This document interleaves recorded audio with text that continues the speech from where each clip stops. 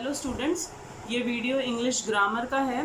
हमारा एक्चुअली ये chapter number 5 है, बट टाइप्स ऑफ सेंटेंसेस को अगर हटा देंगे तो ये चैप्टर नंबर 4 है, क्लॉज। ठीक है, टाइप्स ऑफ सेंटेंसेस जब हमने पढ़ा था उसी टाइम पे मैंने बताया था कि हम लोग जो कॉम्प्लेक्स सेंटेंसेस पढ़ रहे हैं, सो कॉम्प्लेक्स सेंटेंसेस आते हैं in the section of clause.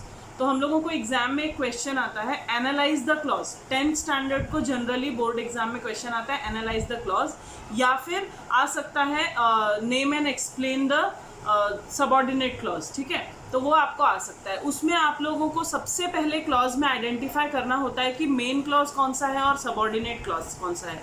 Subordinate clause को हम डिपेंडेंट क्लॉज भी कहते हैं। मैंने बताया था ये एक सेंटेंस है, ये पूरा सेंटेंस है। My friend helped me when I was in trouble. मेरे दोस्त ने मेरी मदद की जब मैं मुसीबत में थी। ठीक है, तो ये जो इसमें दो पार्ट है सेंटेंसेस में। ये पहला जो पार्ट आप देख सकते हैं ये है माई फ्रेंड हेल्प्ड मी, मतलब मेरे दोस्त ने मेरी मदद की। ये एक कंप्लीट सेंटेंस है। लेकिन जो दूसरा वाला पार्ट है when I was in a trouble, तो ये जो है ये सेंटेंस अधूरा है, क्योंकि ये व्हेन से शुरू हो रहा है। ये कोई क्वेश्चन नहीं है। When I was in trouble मतलब जब मैं मुसीबत में थी, तो ये आधा सेंटेंस है। अगर मैं किसी को सिर्फ इतना वाक्य बताऊंगी कि जब मैं मुसीबत में थी, तो ये आधा सेंटेंस होगा। तो ये जो हाफ वाला पार्ट होता है ना, जो पहले वाले पार्ट के बिना अधूरा है, इसको हम लोग बोलते हैं सबऑर्डिनेट क्लॉज। यानी ये मेन क्लॉज है my friend helped me and when I was in trouble, ये सबऑर्डिनेट क्लॉज है। ऐसे ही बहुत सारे एग्जाम्पल्स मैंने आपको दिए हुए हैं। वी रेस्टेड व्हेन इवनिंग केम, हमने आराम किया कब, या हमने काम खत्म किया कब, व्हेन इवनिंग केम, जब शाम हो गई तो हमने काम खत्म कर दिया, मतलब काम खत्म किया। वी रेस्टेड ये मेन क्लॉज है, ये कंप्लीट सेंटेंस है। और व्हेन इवनिंग केम, जब शाम हुई, ये जो है ये इसके ऊपर डिपेंडेंट है, इसलिए इसको सबऑर्डिनेट या डिपेंडेंट क्लॉज कहते हैं। आई praise a man who is always good, मैं एक इंसान की तारीफ करती हूँ। ये जनरल स्टेटमेंट है, ये कंप्लीट सेंटेंस है, इसलिए ये मेन क्लॉज में है। हु इज ऑलवेज गुड, जो हमेशा अच्छा है। जो हमेशा अच्छा है ये इनकम्प्लीट है। ऐसे ही यहाँ पे दो एग्जाम्पल्स और मैंने दिए हैं। इसके अलावा अगर हम क्लॉज का फर्स्ट स्टेप जो था, हम to identify which is the main clause and which is the subordinate one, but the second step is kind of subordinate clause, यानी टाइप्स ऑफ डिपेंडेंट क्लॉज। आपका ये जो टाइप है, ये जो पूरा सबऑर्डिनेट क्लॉज है, इसके डिफरेंट टाइप्स होते हैं। इसको अलग अलग पार्ट्स में डिवाइड किया गया है। लोअर स्टैंडर्ड्स में सिर्फ आपको identify the main and subordinate clause आएगा, लेकिन 9th और 10th में आपको काइंड्स ऑफ सबऑर्डिनेट क्लॉज भी एक्सप्रेस करना पड़ेगा। यानी ये जो सबऑर्डिनेट क्लॉज आपने ढूंढा, ये कौन सा है? ये एडवर्ब क्लॉज है, एडजेक्टिव क्लॉज है, या नाउन क्लॉज है? सो 3 टाइप्स होते हैं क्लॉजेस के। First is adverb clause, second is adjective clause, third is noun clause. इसमें से एडजेक्टिव क्लॉज और नाउन क्लॉज बहुत कम आता है, ज़्यादातर एडवर्ब क्लॉज आता है, और उसी के अलग अलग टाइप्स भी हैं। एडजेक्टिव और नाउन क्लॉज के हम टाइप्स मेंशन नहीं करते हैं। तो सबसे पहले हुआ एडवर्ब क्लॉज। जैसा ये वर्ड है एडवर्ब, एडवर्ब का मतलब आप लोग जानते हैं कि क्या होता है। एडवर्ब का मतलब होता है जो वर्ब के बारे में बताता है, ऐसा वर्ड। वर्ब यानी जो क्रिया के बारे में बताता है। यानी हम पूरे सेंटेंस में जो ढूंढेंगे कि मेन जो सबऑर्डिनेट क्लॉज है वो कैसे शुरू हो रहा है। अच्छा, हमेशा ये ज़रूरी नहीं है कि आपके सेंटेंस में मेन क्लॉज पहले आए और सबऑर्डिनेट क्लॉज बीच में। कभी कभी सबऑर्डिनेट क्लॉज पहले और मेन क्लॉज भी बीच में या एंडिंग में आता है। और इवन कभी कभी तो सेंटेंस के बीच में भी हमको सबऑर्डिनेट क्लॉज मिलता है। स्टार्टिंग और एंडिंग में आपको मिल जाएंगे मेन क्लॉज। तो अभी हम लोग इसका टाइप पढ़ते हैं। फर्स्ट है adverb clause. Adverb clause of time, adverb clause of place, adverb clause of reason, adverb clause of purpose and adverb clause of result, adverb clause of condition and adverb clause of manner, adverb clause of concession. तो ये इसके types हैं, और इन types को ये identify करने वाले कुछ स्पेसिफिक वर्ड्स हैं। जनरली ये वर्ड्स होते हैं। ठीक है, अभी हम लोग एक एक करके इन सभी को पढ़ेंगे यहाँ पे। अब हम लोग मूव कर रहे हैं किस तरफ? एडवर्ब क्लॉज ऑफ टाइम की तरफ। ठीक है, टाइप्स ऑफ एडवर्ब क्लॉज में adverb clause of time. Time जैसा कि ये वर्ड है, टाइम हमको किसके बारे में बताता है? समय के बारे में बताता है। ठीक है, समय के बारे में जब ये हमें बताता है तो हमारे लिए कुछ स्पेसिफिक वर्ड होते हैं। जैसे कि मैंने पहले वाले पेज में आपको बताया था, व्हेन से शुरू होते हैं, टिल से, अनटिल से, इस तरह के शुरू होंगे। आप लोग अगर पहले वाला देखेंगे तो उसमें आप लोगों को दिखाई देगा कि हमने अलग अलग वर्ड्स भी लिखे थे ब्रैकेट में। अब मैं सेंटेंसेस एग्जाम्पल्स, 3 एग्जाम्पल मैंने अप्रॉक्सीमेटली सभी के दिए हैं। एडवर्ब क्लॉज ऑफ टाइम पे अगर हम आ रहे हैं, she can't come out until the time is over. सबसे पहले आपको उस सेंटेंस का मीनिंग समझना पड़ेगा। Without understanding the meaning you can not identify the subordinate clause and also it's type. ठीक है, तो एडवर्ब क्लॉज ऑफ टाइम में शी कांट कम आउट, वो बाहर नहीं आ सकती। जाहिर बात है ये मेन क्लॉज हो गया क्योंकि कंप्लीट सेंटेंस है। Until the time is over, जब तक टाइम खत्म नहीं होता या जब तक उसका टाइम पूरा नहीं होता। तो जब तक टाइम पूरा नहीं होता ये अधूरा है, तो हम लोग इजीली लिख सकते हैं कि ये कौन सा क्लॉज आ रहा है, ये है डिपेंडेंट क्लॉज या सबऑर्डिनेट क्लॉज। अब उसमें से ये कौन सा टाइप है, क्योंकि ये अंटिल से शुरू हो रहा है। यहाँ पे हमको क्या बता रहे हैं, शी कांट कम आउट, मतलब वो नहीं आ सकती। मतलब ये अगला जो भी सेंटेंस है सबऑर्डिनेट पार्ट वाला, वो उसके वर्ब पे डिपेंडेंट है। तो अगर वर्ब पे डिपेंडेंट है तो ये एडवर्ब क्लॉज ऑफ टाइम हुआ। और एडवर्ब क्लॉज ऑफ टाइम होने का मतलब है, हम देखेंगे कि कौन सा हुआ। अंटिल है तो टाइम हुआ, ठीक है, जब तक, वो हमको टाइम के बारे में बता रहे हैं। सेकेंड एग्जाम्पल आप देखिए, the girl shouted when she saw a snake. लड़की जो है वो चिल्ला उठी, गर्ल शाउटेड, ये हो गया मेन क्लॉज। और when she saw a snake, जब उसने सांप देखा। यानी यहाँ पे आप समझ सकते हैं कि the girl shouted main clause है और जब उसने सांप देखा ये उसके ऊपर डिपेंडेंट क्लॉज है। ठीक है, तो यहाँ पे जब है व्हेन, तो ये हमको जब या व्हेन वर्ड क्या बता रहा है, टाइम। वैसे ही यहाँ पे देखिए, my mother washed clothes while I went to the market. मेरी मम्मी ने कपड़े वॉश किए, ठीक है, कपड़े धुल लिए। तो ये जो है इस मेन क्लॉज है आपका, while I went to the market, जब मैं मार्केट गई थी। तो इसका मतलब जब, ये हमें टाइम बता रहा है, यानी ये एडवर्ब क्लॉज ऑफ टाइम हुआ। नेक्स्ट आएगा एडवर्ब क्लॉज ऑफ प्लेस। ये प्लेस जो वर्ड है ये हमको किसके बारे में बताता है, किसी पर्टिकुलर जगह के बारे में।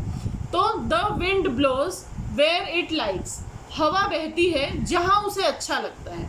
तो हवा बहती है, ये तो मेन क्लॉज हो गया, और जहाँ उसे अच्छा लगता है ये अधूरा है, तो ये हो गया हमारा सबऑर्डिनेट क्लॉज। उसमें से भी ये वर्ड जो वेयर है, जनरली प्लेस के लिए वेयर और वेयर एवर, ऐसे 2 वर्ड ही यूज होते हैं, ज़्यादा नहीं होते। तो the wind blows where it likes, जहाँ उसे पसंद है वहाँ वो बहती है। तो इस तरह का आएगा सेंटेंस। तो ये वेयर वर्ड यूज होने की वजह से हम इजीली बता सकते हैं कि ये प्लेस है। उसके बाद they will go wherever where they find it better, वो वहाँ चले जाएंगे, वो वहाँ चले जाएंगे, ये मेन क्लॉज हो गया। Where they find it better, जहाँ उन्हें ये चीज़ ज़्यादा पसंद आएगी। ठीक है, तो जहाँ अगेन प्लेस के बारे में बता रहा है। The girl went for wherever she wanted, लड़की चली गई, ठीक है, द गर्ल वेंट, तो ये हो गया हमारा एक सेंटेंस जो मेन क्लॉज था। वेयर एवर शी वॉन्टेड, जहाँ वो जाना चाहती थी, तो ये हो गया आपका सबऑर्डिनेट क्लॉज। और वेयर एवर जगह के बारे में बता रहा है, इसलिए ये एडवर्ब क्लॉज ऑफ प्लेस है। नेक्स्ट है adverb clause of reason. Reason यानी होता है कारण। कोई काम अगर हो रहा है तो क्यों हो रहा है, इसके एग्जाम्पल में आपको समझ में आएगा। ठीक है, I was glad as mom liked my ideas. इस सेंटेंस का मतलब क्या हुआ, मैं खुश थी, क्यों खुश थी, as mom liked my ideas, क्योंकि मेरी मम्मी को मेरे आइडियाज पसंद आए थे। ठीक है, तो यहाँ पे ये एज वर्ड क्या बता रहा है, क्योंकि, रीजन बता रहा है। इसलिए ऐसे वाले वर्ड एज जो है वो 2 जगह पर इस्तेमाल होता है, कभी कभी टाइम के लिए भी इस्तेमाल होता है ये वर्ड। तो आपको सेंटेंस का मीनिंग समझने के बाद ही पता चलेगा कि वो एडवर्ब क्लॉज ऑफ रीजन है या एडवर्ब क्लॉज ऑफ टाइम है। तो यहाँ पे आ गया I was glad as mom liked my ideas, तो क्योंकि मॉम को मेरी आइडियाज पसंद थी, ये एडवर्ब क्लॉज ऑफ रीजन हो गया और ये main clause. Since tomorrow is a holiday let's watch a film, क्योंकि कल छुट्टी है इसलिए चलो हम मूवी देखते हैं। तो हम मूवी देखते हैं, ये हो गया आपका मेन क्लॉज। ठीक है, और since tomorrow is a holiday, क्योंकि कल छुट्टी है, ये इनकम्प्लीट सेंटेंस है। यानी मैंने जैसे आपको कहा था कि कभी कभी डिपेंडेंट क्लॉज पहले भी आ जाता है। तो यहाँ पे since tomorrow is a holiday ये एडवर्ब क्लॉज है, और क्यों है, क्योंकि ये रीजन बता रहा है, तो इसलिए ये एडवर्ब क्लॉज ऑफ रीजन है। My parents were happy because I stood first in exam, मेरे पेरेंट्स खुश थे, तो ये हो गया मेन क्लॉज। क्यों खुश थे, because I stood first in the exam, क्योंकि मैं फर्स्ट आई हूँ एग्जाम्स में।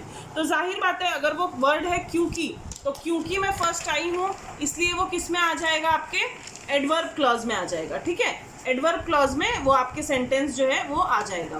तो एडवर्ब क्लॉज में आने का मतलब है कि हमें रीजन के बारे में बता रहा है। अब हम आ रहे हैं एडवर्ब क्लॉज ऑफ पर्पस के लिए, ठीक है। पर्पस यानी हमारा उद्देश्य, हमारा मेन थीम जो है वो क्या है ये बताता है, ठीक है। तो अब हम पढ़ेंगे they left the door open in order that she could hear the baby। पहले सेंटेंस का आप मीनिंग समझ लीजिए। they left the door open मतलब उन्होंने दरवाजा खुला रखा, ठीक है। in order that she could hear the baby, यहाँ पे क्योंकि नहीं बोला है, उन्होंने ये दरवाजा खुला रखा ताकि वो क्या कर सके, she could hear the baby, वो बच्चे की आवाज़ सुन सके। तो ये उन्होंने दरवाज़ा खुला रखने का उनका पर्पस यानी ध्येय या उद्देश्य क्या था, ये है keep your money in the bank in case it is stolen, यानी आप अपना पैसा कहाँ रखो, बैंक में रखो, ये आपका मेन है, ठीक है। तो ये हो गया मेन क्लॉज। और in case it is stolen, ताकि वो चोरी ना हो जाए या शायद वो चोरी हो गया तो ये हमारा पर्पस है। The girl went under the roof so that she can be saved from the rain, लड़की जो है वो छत के नीचे खड़ी हो गई, ये मेन क्लॉज हो गया। सो दैट ताकि, सो दैट ये चीज़ ना हो, so that she can save the rain, ठीक है, ताकि वो रेन से बच सके। उसके बाद adverb clause of result, result यानी होता है परिणाम, ठीक है, परिणाम होता है रिजल्ट मतलब, तो उसका रिजल्ट क्या आएगा उसके लिए है ये। तो एडवर्ब क्लॉज ऑफ रिजल्ट में आएगा the thief was so cunning that no one could identify him. देखो इसमें सो जो है ना वो यहाँ आएगा, आप जब लिखोगे मेन क्लॉज तो द थीफ वॉज कनिंग, ये आपका मेन क्लॉज है। So that no one could identify him, ये आपका सबऑर्डिनेट क्लॉज है, ठीक है। तो इसको ध्यान रखिए, ये सो दैट वर्ड एक साथ है बट सेंटेंस फ्रेम इस तरह से होता है। तो एडवर्ब क्लॉज ऑफ रिजल्ट में आपको सो दैट, देयरफॉर इस तरह के वर्ड्स मिलेंगे, ठीक है। तो the thief was so cunning मतलब जो थीफ था, जो चोर था, वो इतना धोखेबाज था, इतना होशियार था, so that no one could identify him. और क्यों इसलिए था जिसकी वजह से क्या हुआ, क्योंकि रिजल्ट मिल रहा है ना, तो वो इतना कनिंग था, इतना धूर्त था जिसकी वजह से लोग उसे पहचान नहीं पाए, ठीक है। सेकेंड एग्जाम्पल है the painting was so beautiful that everyone admired it, ठीक है। पेंटिंग जो है वो इतनी खूबसूरत थी कि हर कोई उसकी तारीफ कर रहा था। तो पेंटिंग खूबसूरत थी, ये मेन क्लॉज है। तो द पेंटिंग वॉज ब्यूटिफुल, ये मेन क्लॉज है। So that everyone admired it, ये हुआ आपका adverb clause of result. Last example है इसका he did it so cleverly that no one understood anything, उसने इतना अच्छे से कोई काम किया कि कोई पहचान नहीं पाया या कोई समझ नहीं पाया। तो ही डिड इट क्लेवरली, ये मेन क्लॉज है। So that no one understood anything, ये आपका आ गया एडवर्ब क्लॉज ऑफ रिजल्ट। उसके बाद आते हैं एडवर्ब क्लॉज ऑफ कंडीशन पे। कंडीशन वाले में अनलेस यू अपोलोजाइज, कंडीशन यानी होता है कोई एक परिस्थिति, कोई एक तर्क, ठीक है। इसमें जनरली इफ, वेदर, अनलेस ऐसे वाले वर्ड आते हैं। तो unless you apologise you will be dismissed, अगर आप माफ़ी नहीं मांगेंगे तो आपको हटा दिया जाएगा। तो आपको हटा दिया जाएगा, ये आपका मेन सेंटेंस है। अगर आप माफ़ी नहीं मांगेंगे तो ये कंडीशन है, अगर आपने माफ़ी मांग ली तो नहीं हटाएंगे, लेकिन नहीं मांगी तो आपको हटा दिया जाएगा। तो जब तक आप माफ़ी नहीं मांगेंगे आपको हटाया जाएगा। तो उस तरह का ये सेंटेंस है। तो इसमें ये हुआ क्या, adverb clause of condition. If war breaks out no city in the world will be safe, अगर लड़ाई शुरू हो गई तो शहर, कोई भी शहर, पूरी दुनिया का कोई भी शहर जो है वो सेफ नहीं है, सुरक्षित नहीं है। सही बात है, अगर लड़ाई शुरू हो गई तो कोई भी शहर सुरक्षित नहीं है। तो if the war breaks out, ये आपका कंडीशन है, अगर ऐसा हुआ तो ही ये होगा, ठीक है। तो ये कंडीशन है आपकी, तो ये हो गया adverb clause of condition. The crops will fail unless it rains this week, अगर इस हफ्ते बरसात नहीं हुई तो फसलें क्या होंगी, खराब हो जाएंगी। तो फसलें खराब हो जाएंगी, ये आपका मेन क्लॉज हुआ। अनलेस, अगर नहीं हुई तो ये कंडीशन हुआ, ठीक है। तो ये हुआ adverb clause of condition. Next हम आ रहे हैं, ये है adverb clause of manner. Adverb clause of manner पे हम आ रहे हैं। मैनर यानी होता है तरीका, ठीक है। तो यहाँ पे हम आते हैं आगे और इसमें देखिए कैसे सेंटेंसेस आएंगे। The story ended as I had guessed, देखो यहाँ पे भी एज मतलब मैंने बताया, एज जो है रीजन में भी आया, टाइम में भी आया, एज इसमें भी आएगा। यानी आप क्लॉज तब तक नहीं पहचान सकते जब तक उस सेंटेंस का आप प्रॉपर मीनिंग नहीं समझेंगे। तो the story ended as I had guessed, story वैसे खत्म हुई जैसे मैंने सोचा था, ठीक है। तो स्टोरी खत्म हुई, ये तो आपका मेन क्लॉज हो गया।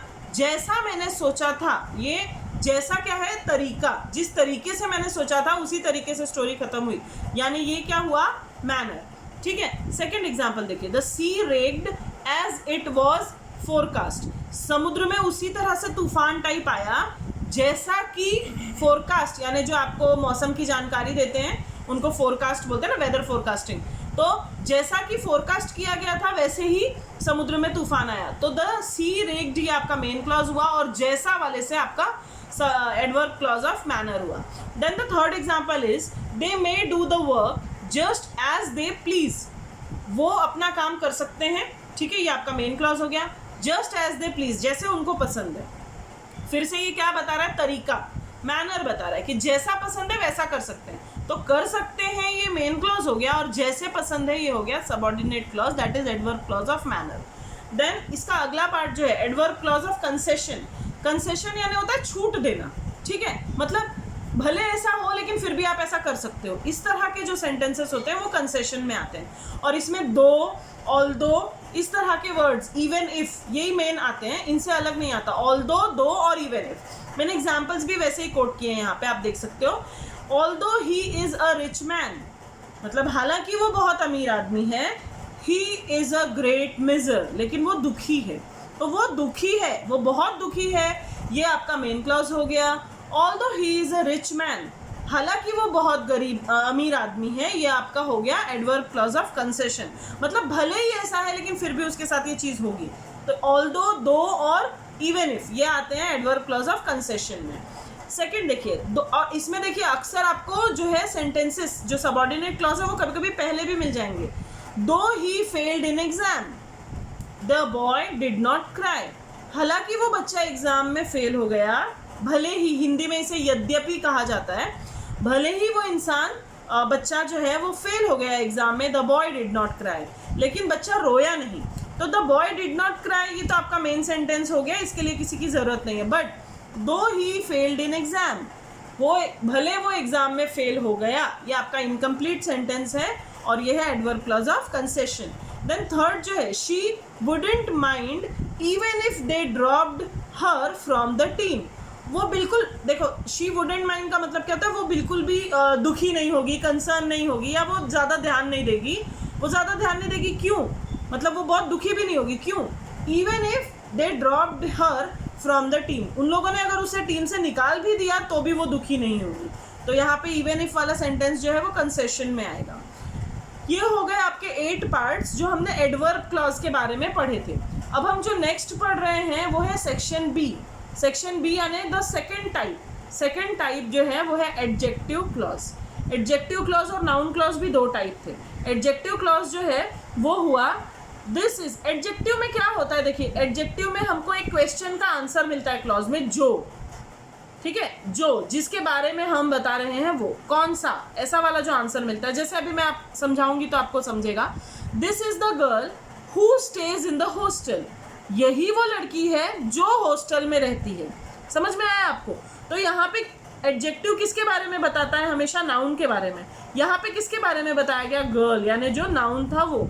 तो यानी जो गर्ल है ये स्पेसिफिक है, ये नाउन है, तो इस नाउन के बारे में जो बता रहा है वो एडजेक्टिव है, ठीक है। वो गर्ल है, कौन सी लड़की है, जो हॉस्टल में रहती है। वैसे ही आप देखेंगे, the moment which is lost for ever, इस सेंटेंस का ये एक तरह का आपको प्रोवर्ब है या फ्रेज है जिसके बारे में आप समझेंगे। The moment which is lost for ever, जो क्षण हमारे पास से चला गया वो हमेशा के लिए चला जाता है। सेंटेंस में आपने ध्यान दिया, मैंने वर्ड यूज किया जो, ठीक है। The moment is lost for ever, ये आपका मेन क्लॉज है। मैंने कहा था कभी कभी सबऑर्डिनेट क्लॉज बीचों बीच भी आते हैं, कभी शुरू में, कभी एंडिंग में, और कभी बीचों बीच भी आएंगे, ठीक है। तो आपको पहले सेंटेंस बराबर समझना पड़ेगा। The moment is lost for ever, जो वो क्षण हमेशा के लिए खत्म हो गया, ठीक है, ये मेन क्लॉज हुआ। जो खो गया, कौन सा क्षण खत्म हो गया है, जो खो गया, जो क्षण आपसे चला गया वो हमेशा के लिए खत्म हो गया। तो the moment is lost for ever, ये आपका मेन क्लॉज हुआ। विच इज लॉस्ट, ये आपका सबऑर्डिनेट क्लॉज हुआ, which is adjective clause. I have lost the book which you gave me, मैंने वो बुक खो दी, ठीक है। I have lost the book, मुझसे किताब गुम हो गई है, ये हो गया मेन सेंटेंस। कौन सी किताब गुम हुई है, जो आपने मुझे दी थी, ठीक है। विच यू गेव मी, जो बुक आपने मुझे दी थी, तो ये जो किसके बारे में बता रहा है, बुक के बारे में। और जब आपको बुक के बारे में कुछ बता रहा है तो क्या हुआ, ये एडजेक्टिव क्लॉज, क्योंकि बुक यहाँ पे नाउन था। The watch which has a golden chain is mine, घड़ी मेरी है। द वॉच इज माइन, ये आपका हो गया मेन सेंटेंस, लेकिन बीचों बीच आ गया आपको subordinate clause. Which has a golden chain, वो घड़ी जिसकी चेन गोल्डन कलर की है, वो किसकी है, मेरी है। द वॉच इज माइन, वो घड़ी मेरी है। कि कौन सी घड़ी, जो गोल्डन चेन वाली है, मतलब जिसका चेन गोल्डन कलर का है। तो इस तरह से ये हुआ एडजेक्टिव क्लॉज। यहाँ पे हम वॉच के बारे में बता रहे हैं, यानी ये नाउन के बारे में बता रहा है, इसलिए ये कौन सा क्लॉज हो गया आपका, एडजेक्टिव क्लॉज। अब हम लास्ट टाइम इसका देखेंगे, जो है आपके लिए जो है नाउन क्लॉज, ठीक है। हम नाउन क्लॉज के बारे में थोड़ा पढ़ते हैं अभी। नाउन क्लॉज देखिए कैसा है। नाउन क्लॉज में कुछ स्पेसिफिक चीज़ें हैं, उसके बारे में हम स्टडी करेंगे, ठीक है। अभी नाउन क्लॉज आपके बारे में हम पढ़ रहे हैं। यहाँ पे देखिए आप, noun clause, noun clause third part है। नाउन क्लॉज में आप समझ जाएंगे, नाउन जो है, जैसे मैंने वहां बताया था आपको जो का आंसर मिलता है, वैसे यहाँ पे क्या का आंसर मिलता है, व्हाट का आंसर, ठीक है। अभी आप धीरे धीरे समझ पाएंगे इस चीज को। जब मेरे क्वेश्चन देखो और आंसर देखो, everyone knows that he is brave, हर कोई जानता है कि वो ब्रेव है। अगर आपको इसका क्वेश्चन बनाना पड़े तो दैट ही इज ब्रेव, ये किसका आंसर बना, एवरीवन नोज, हर कोई जानता है। क्या जानता है, क्या आंसर आया, दैट ही इज ब्रेव, कि वो बहुत ही शक्तिशाली है, ये सब लोग जानते हैं। तो ये दैट से आंसर किस चीज का आ रहा है, क्या का। एवरीवन नोज मतलब हर कोई जानता है, क्या जानता है, दैट ही इज ब्रेव। जब क्या का आंसर मिलेगा तो नाउन क्लॉज, जब जो का आंसर मिलेगा तो एडजेक्टिव क्लॉज, और जब वर्ब के बारे में बताएगा तो एडवर्ब क्लॉज। अब यहाँ देखिए, his thought that he was guilty made him a coward, उसकी सोच, मैंने वापस बताया यहाँ पे देखिए आपको, जो ये क्लॉज है डिपेंडेंट वाला, ये मिड में आ रहा है, मिडल में आ रहा है, ठीक है। His thought made him a coward, ये इसका मेन क्लॉज है। उसकी सोच ने उसे डरपोक बना दिया, ठीक है, उसकी सोच ने उसे डरपोक बना दिया। तो his thought that he was a guilty, उसकी कौन सी सोच, क्या सोच थी उसकी, दैट ही वॉज गिल्टी, कि वो गिल्टी है, गिल्टी यानी उसने कोई गलती की है। तो ये जो क्या का आंसर है ये यहाँ पे मिल रहा है।